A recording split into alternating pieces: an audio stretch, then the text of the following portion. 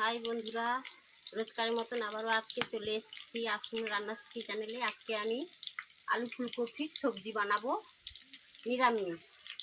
তাই এটা ফুলকপি আলুটা আগে ভেজে নিয়েছি, এটা দেখাতে পারিনি। ফুলকপিটাও ভেজে নিলাম। এবার ফুলকপিটা ভাজা হয়ে গেছে লাল লাল করে। এবার এটা নামিয়ে নেব।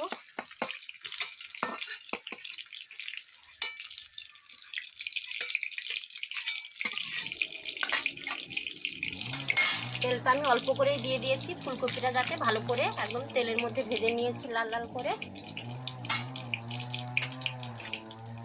এবার তেলের মধ্যে আমি দিয়ে দেবো শুকনো লঙ্কা, তেজপাতা, আর এখানে দিয়ে দেবো 5 ফোড়ন।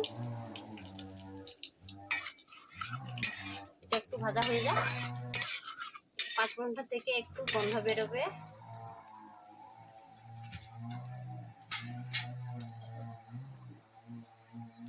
এর মধ্যে দিয়ে দেবো টমেটো কুচি,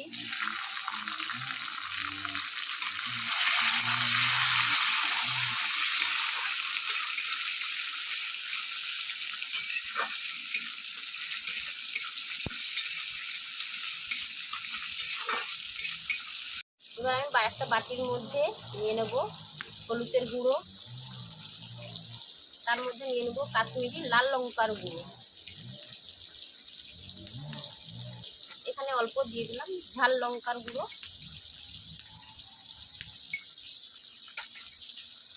এর মধ্যে এটা আমি জল দিয়ে অল্প গুলে নেবো। এটা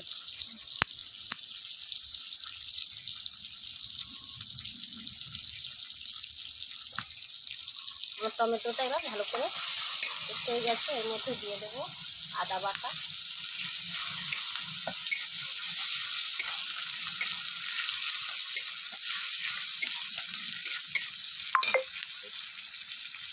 এর মধ্যে দিয়ে দেবো হলুদের গুঁড়ো আর লঙ্কার গুঁড়ো।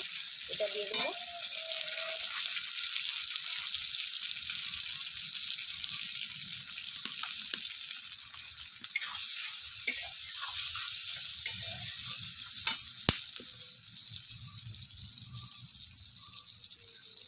এর মধ্যে দিয়ে দেবো এবার স্বাদ মতো নুন,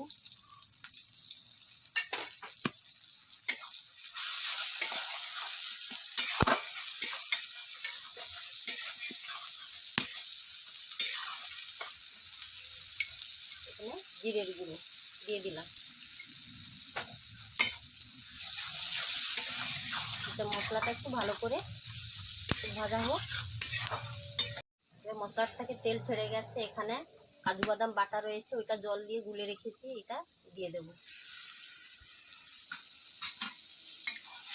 এবার এটাকে কষবো ভালো করে।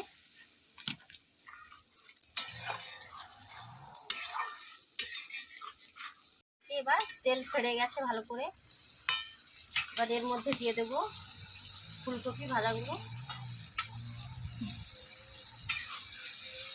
এটাকে একটু ভালো করে নেড়ে, এবার ফুলকপিটা আলু তেলের মধ্যে ভাজা হয়ে যাচ্ছে, সেদ্ধ অল্প হয়ে আসছে। এর মধ্যে আর বেশি জল দেবো না, অল্প করে জলটা এবার আমি দিয়ে দেবো।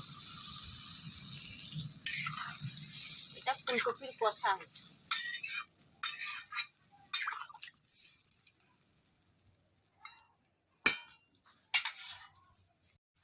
এবার আমার ফুলকপিটা রান্না হয়ে এসছে। এর মধ্যে এবার দিয়ে দেবো মিষ্টি। এটা নিরামিষ সবজি, এটা স্বাদ মতো আমি মিষ্টি দিয়ে দিলাম। এটা নিরামিষ সবজি, একটু মিষ্টি না দিলে ভালো লাগবে না। এবার এটা হয়ে গেছে। এর মধ্যে দিয়ে দেবো গরম মশলার গুঁড়ো, তার মধ্যে দিয়ে দেবো ধনে পাতা,